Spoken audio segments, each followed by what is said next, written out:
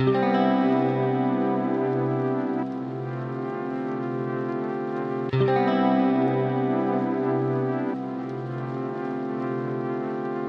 dice la Organización Mundial de la Salud?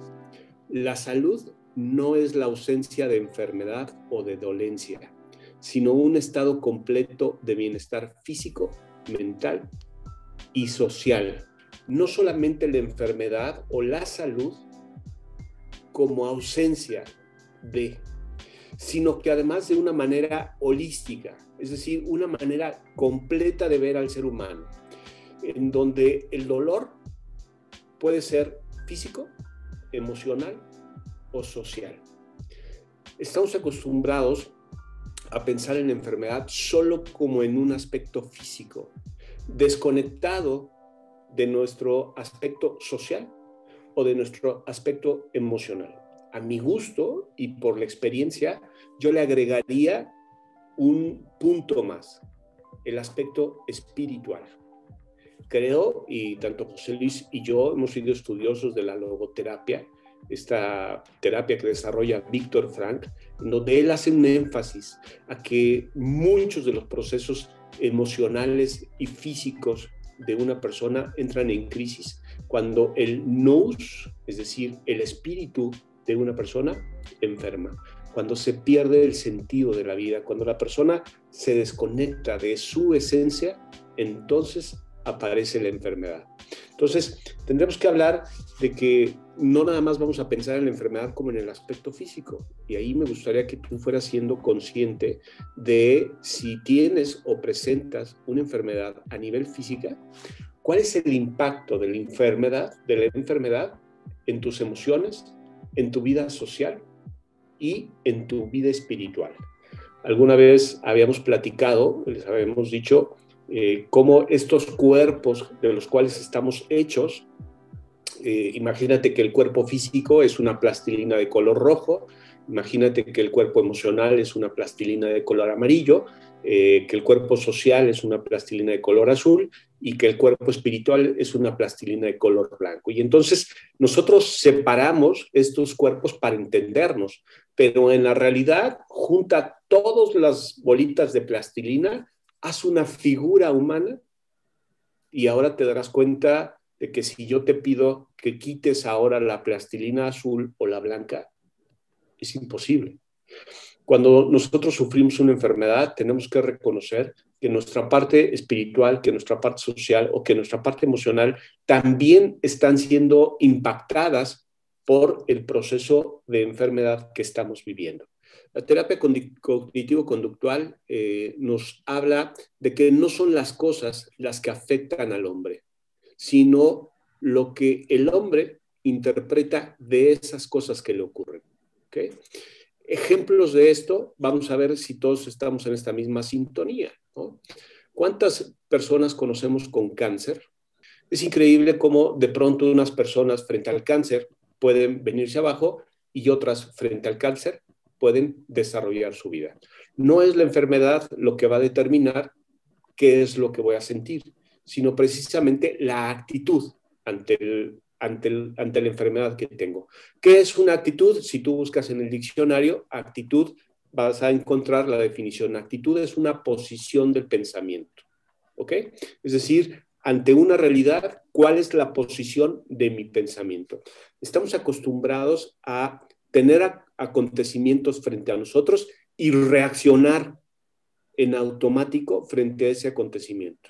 La invitación hoy es, vamos a hacer una pausa ante mi enfermedad. ¿Cuál es mi automático? Chin, estoy enfermo, ¿por qué estoy enfermo? Ya no aguanto el dolor. ¿Cuál es tu respuesta frente a este acontecimiento que tú estás viviendo? Que si la enfermedad es algo negativo en tu vida, ¿qué vas a hacer con ese algo negativo? Lo primero que hacemos es tratar de atacar la enfermedad. Si algo me duele, me lo quito, ¿no? Sería imposible o muy difícil pensar en una reacción diferente. Esa es la respuesta automática. Desde la proactividad, que es ese espacio, ese segundo de decir, ¿cuál es la elección de mi pensamiento frente a la enfermedad? ¿Qué posición quiero tener? ¿Quiero ver en la enfermedad algo de mi cuerpo que atacar? ¿O quiero ver en la enfermedad un aprendizaje? ¿Qué me quiere decir mi proceso de enfermedad? Estoy dispuesto a abrirme, yo solo, esto es un proceso personal. Estoy dispuesto a abrirme, a comprender que la enfermedad tiene un mensaje para mí. Estoy en esa disposición, estoy en ese gusto, o lo que quiero es quitármelo y nada más. Me duele la cabeza, pastilla. Me duele el estómago, pastilla. ¿No? Es increíble ver cómo ante el menor dolor, ante la menor reacción o síntoma de nuestro cuerpo, la actitud en general es hay que atacarlo y hay que quitárnoslo. Hoy queremos darte pues un primer elemento. ¿Por qué no darnos un tiempo para observar, para sentir qué es lo que está pasando con mi cuerpo, qué es lo que mi cuerpo está tratando de decirme a través de este síntoma, a través de este dolor? Tenemos la siguiente pregunta. ¿Alguna vez nos hemos planteado la posibilidad de que la enfermedad puede ayudarnos a conocernos mejor? Si nos planteamos que sí, que la enfermedad es un recurso más que tiene la vida para darnos una lección, tendremos que comprender entonces dos puntos en particular. Una enfermedad no tiene una causalidad inmediata.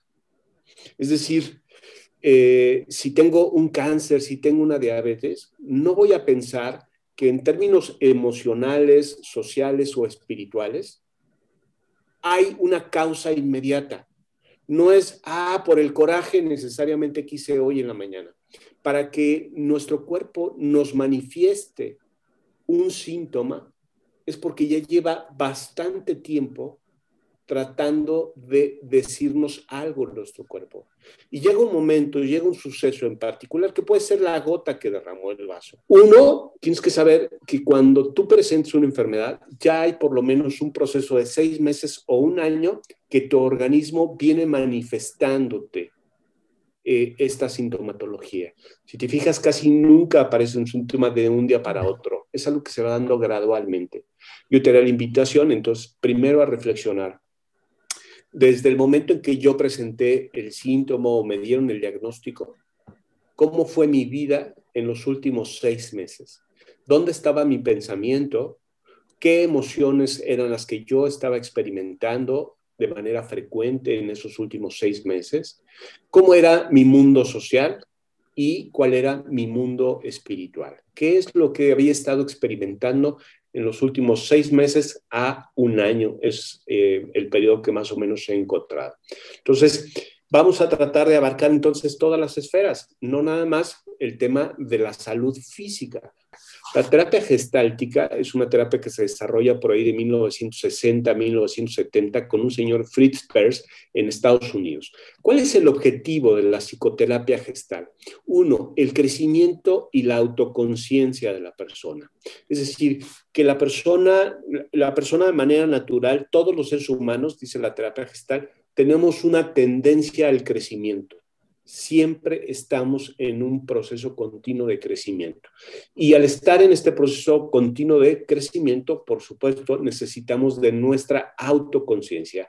Dejar de vivir en automático, dejar de responder frente a las cosas que están ocurriendo en el mundo para tomar conciencia de todo lo que soy como ser humano. De alguna manera, el fin entonces de la terapia gestal es que el sujeto tome conciencia de lo que siente, de lo que piensa y de lo que hace, y que se acepte a sí mismo para experimentar y transformar el presente de forma creativa.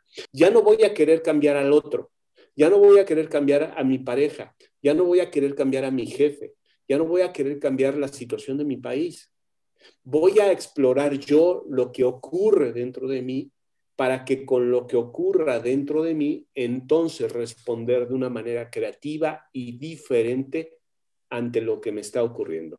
El otro tiene derecho a ser como es, pero el problema no es el otro, que puede ser una persona, puede ser una situación, puede ser cualquier cosa que estoy viviendo, que estoy experimentando. El problema no es ese. El problema es qué voy a hacer yo con ese desgraciado. El problema es qué voy a hacer yo frente a esa situación. ¿Voy a huir? ¿Lo voy a enfrentar?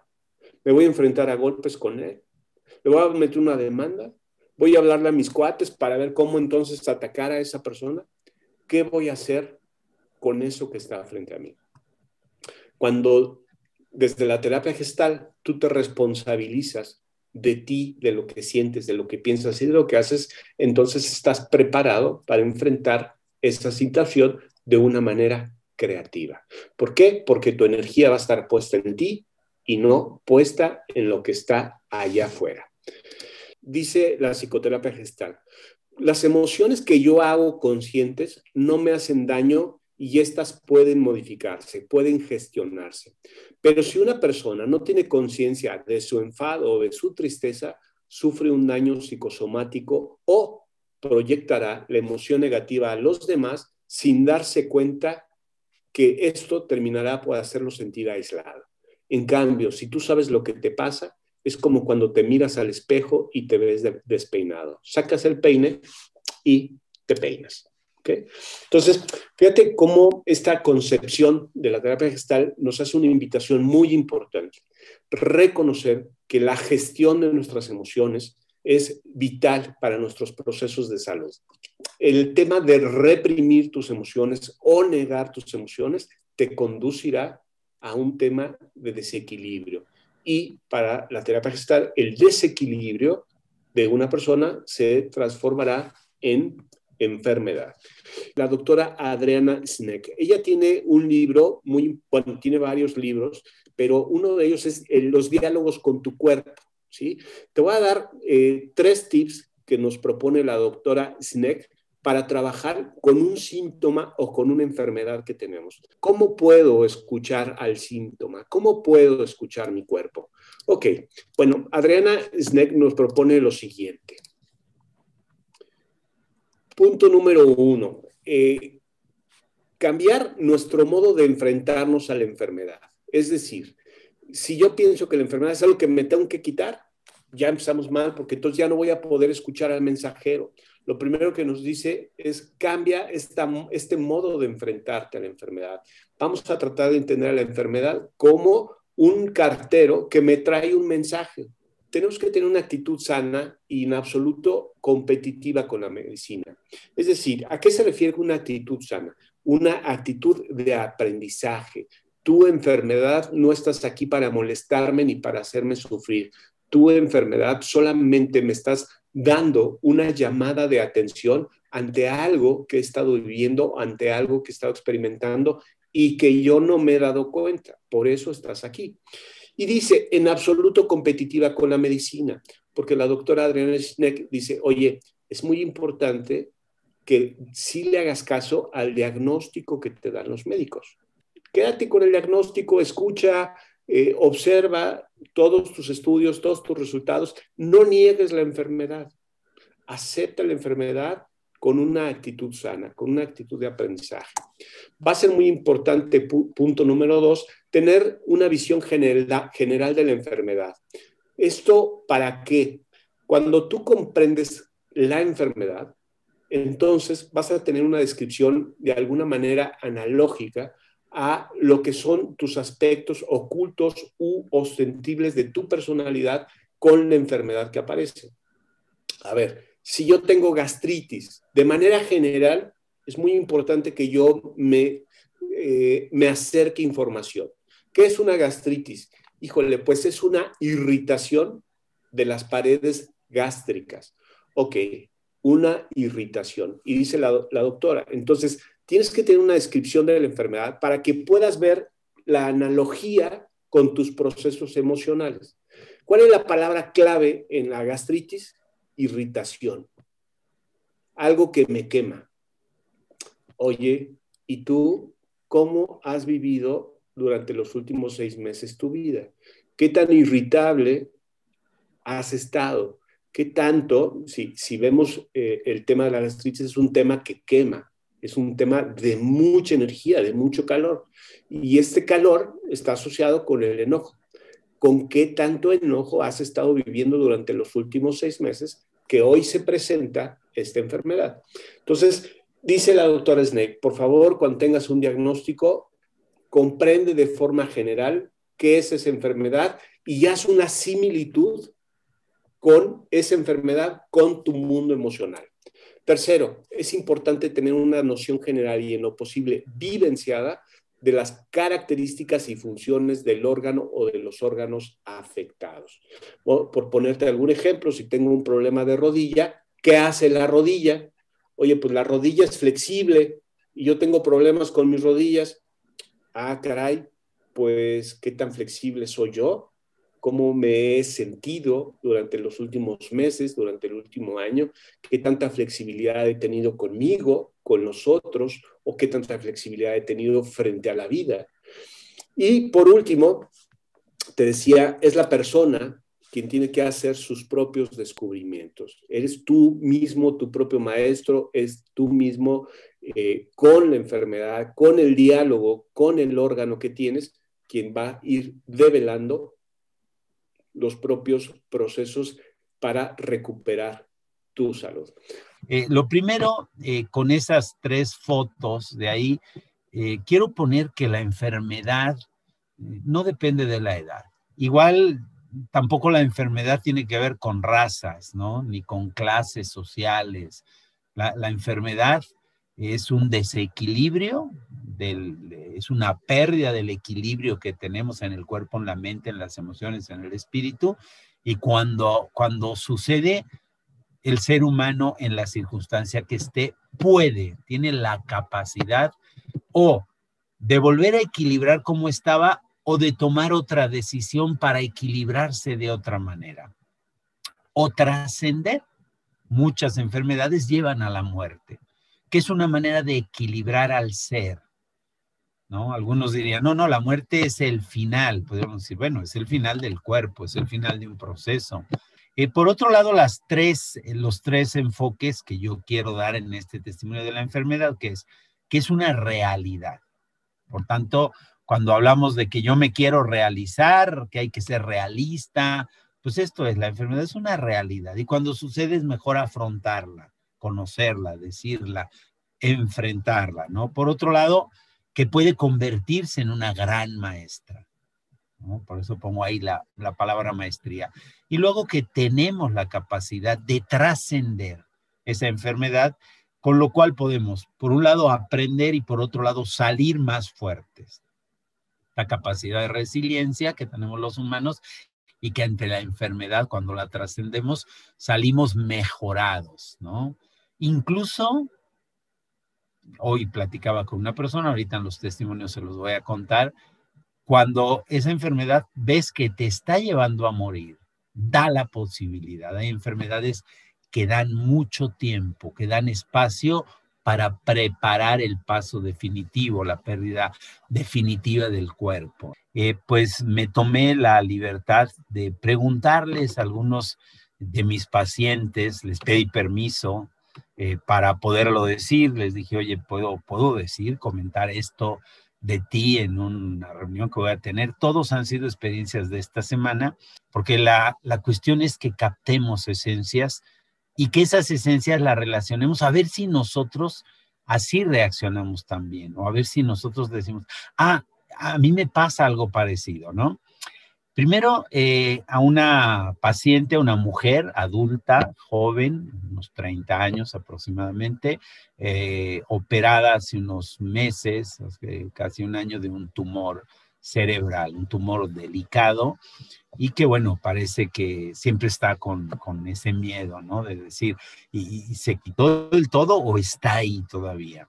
Le pregunté, bueno, ¿qué te ha enseñado esta enfermedad? Entonces, una de las cosas que me dijo es, descubrir lo que vale la pena de lo que no vale la pena, la parte de vivir en lo esencial, descubrir, ¿no? Y yo le decía, ¿cómo qué, no? Entonces, por ejemplo, me dice, pues, querer un coche nuevo, querer una casa más amplia, tener el cabello largo, porque a mí no me gusta tener el cabello corto, me lo tuve que rapar, tener un cuerpo esbelto y con la medicina que me metieron no puedo. Entonces, la experiencia que les quiero contar de ella específicamente es que me dice, pero aunque he descubierto lo que es esencial, constantemente vuelvo a mis antiguas adicciones. O sea, ¿cuáles son sus antiguas adicciones? Eso, dice, me sorprendo pensando en que sí quiero cambiar el carro, aunque me doy cuenta que no es importante tener un coche nuevo. Me doy cuenta que me miro al espejo y digo, ¡ay, me veo fea! Y luego digo, pero eso no es esencial, estoy viva, tengo a mi pareja, a mi hijo, a mi familia, estoy aquí. Entonces, esta es una de las cosas que quiero decirles que yo también las he aprendido en la vida, que aunque hagamos muchas promesas en los momentos difíciles, si no estamos atentos, y esto es por eso decimos vivir con conciencia la enfermedad, si no estoy atento y me doy cuenta, regresaré a mis antiguas costumbres, a mis hábitos, que esta paciente llamaba adicciones. Un adulto mayor, ¿no? Y lo conocen muchos de ustedes, ¿no? Mi suegro, que está en una fase terminal de cáncer, ¿no? Y le digo, bueno, ¿y qué has aprendido? Y dice, yo quiero decirte algo de la enfermedad. Bueno, he aprendido que yo, por ejemplo, siento que ya terminé mi ciclo, que ya me puedo ir, que ya me quiero ir, porque ya ha perdido facultades, y ya me quiero ir, y que sin embargo esto no termina. Aquí estoy todavía y lo que he aprendido es pues que todavía, así como estoy ahora perdiendo facultades y todo, tengo algo todavía que aprender. Esto tiene que ver con la maestría. Y que a lo mejor también tienen mucho que aprender ustedes que están a mi lado. Y yo me conecté, por ejemplo, cuando murió mi papá, cómo aprendimos mucho todos los hermanos de esa experiencia, cómo la enfermedad que duró mucho, hay enfermedades que son largas, ¿no? Y dan tiempo para mucho, y de repente descubres vínculos, descubres realidades entre la familia que antes no había. Un adulto joven alcohólico, también le pedí permiso, lo vi hoy, ¿no? Así con este medio también, y él me decía, me he disciplinado con esta crisis al perder trabajo y al perder dinero. Estoy sin trabajo, estoy sin dinero, pero soy un enfermo alcohólico que llevo desde el 5 de diciembre sin tomar. Entonces me he disciplinado, me levanto temprano, hago mi ejercicio, pero también me dijo, me persiguen mis tendencias. ¿Ven? Igual, me persiguen mis viejas adicciones. O sea, y una cosa que me dijo interesante, cuando tengo éxito me confío. Cuando ya logro, ya una vez logré 2 años sin tomar, y cuando ya estoy sin tomar y me va bien y gano dinero y todo, me confío y pum, vuelvo. Esto me ha ido haciendo ver que si no nos damos cuenta, volvemos al hábito. Otro adulto joven, no tiene una enfermedad física, tiene TOC, ¿no? También en estos días me platicaba, ¿no? Y me dice, me desespero por no poder parar la mente. Cuando hemos tratado TOC o tratamos, nos damos cuenta, este TOC, trastorno obsesivo compulsivo, ¿no? Dice, es que me canso de estar pensando y me canso mucho, pero no logro, ¿no? Y hemos ido descubriendo en el tratamiento que hay casi siempre una justificación y demasiada explicación. O sea, al final hay como una ganancia secundaria de la enfermedad que te hace repetir, que te hace volver ahí. O sea, hay algo que dice, bueno, siempre me ha pasado, siempre he estado así, y de repente pues es como justificar o darte muchas explicaciones. O quiero, pero no sé cómo. Un viudo de cáncer, pongo así porque su esposa murió de cáncer, que dice, algunas enfermedades son para la conciencia, porque duran mucho y en ese durar van cambiando, sobre todo se van deteriorando y da tiempo a desprenderse, da tiempo a desapegarse. Él reconoce y dice, el duelo me ha costado mucho, pero el proceso me enseñó a apreciar y a apreciarme. Fíjense la palabra aprecio, o sea, a recuperar mi precio y a valorarme más. Y luego esta tarde, ¿no? Esta tarde llevé a Yeshua con el médico acupunturista, porque como juega fútbol, entrenó y bueno, traía un dolor ahí que no, casi no podía mover su pierna, ¿no?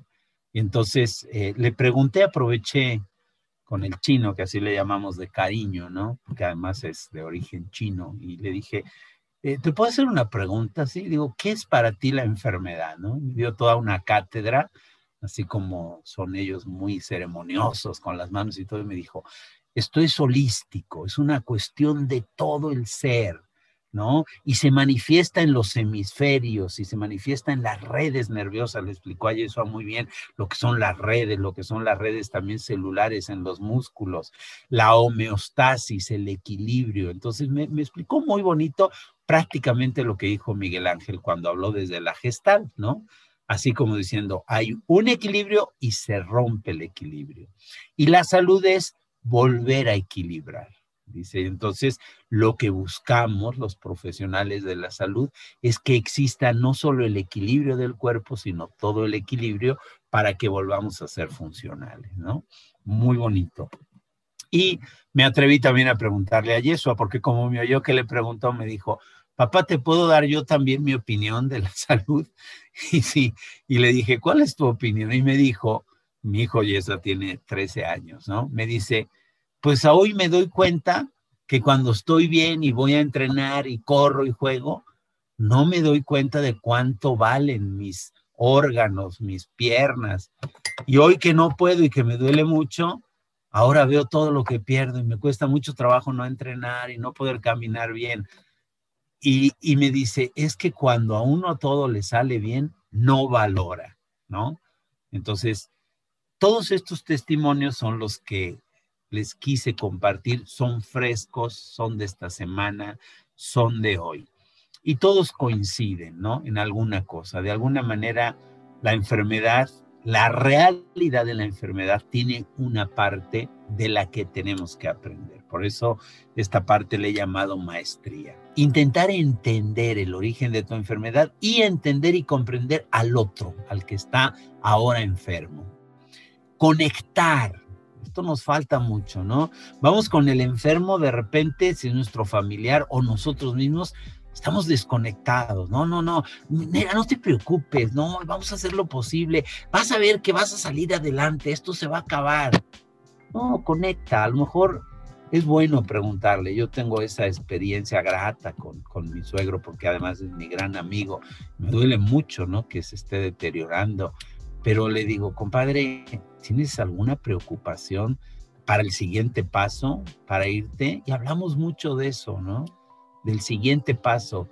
O sea, no ocultamos. Él dice, me estoy muriendo. Yo digo, sí, te estás muriendo, ¿no? Y hay algo que quieras que yo sepa, hay algo que quieras soltar y no sabes, hay algo, y hemos hablado de muchos temas. Y ha sido muy interesante, como decir, qué bueno que yo puedo escuchar eso y qué bueno puedas hablar, conectar. Por otro lado, estar presente. La presencia es fundamental. Estar ahí. Que si vas a ver al otro, estés con el otro.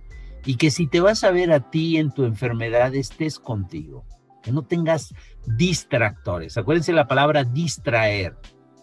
Traer es meterte y distraer es salirte. Entonces, mira, no pienses en esto, mejor distráete. No, sí piensa.